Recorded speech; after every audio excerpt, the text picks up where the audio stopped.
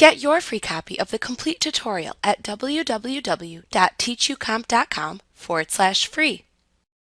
After importing images into the organizer, you can group them into albums based on whatever criteria you want. Elements provide you with the Albums and Folders panel at the left side of the organizer window to help you create and manage your albums and better organize your photos.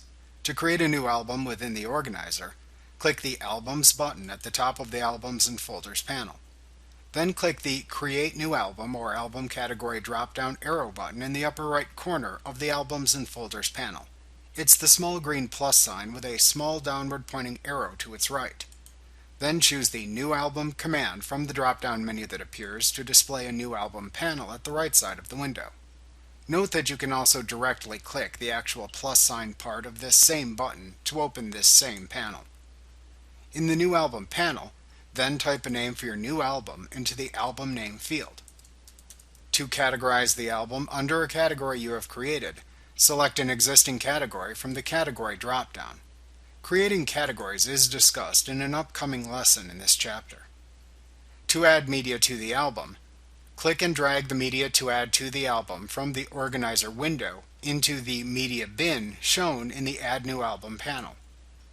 After adding media to the new album, you can click a media item you have added in order to select it, and then click and drag it to a new location in the media bin to change the order of images in the album. When finished, click the OK button at the bottom of the New Album panel. The new album name then appears in the Albums and Folders panel at the left side of the window. To add more images to an existing album, click and drag the images onto the album's name in the Albums and Folders panel, and then release them when the desired album name is highlighted in the panel. To remove an image from an album, right-click the image in the album to remove, and then choose the Remove from Album Album Name command from the pop-up menu that appears. You can create as many albums as needed to organize your imported media in the organizer. To view the albums you have created, click the Albums button at the top of the Albums and Folders panel to show the existing albums in the panel.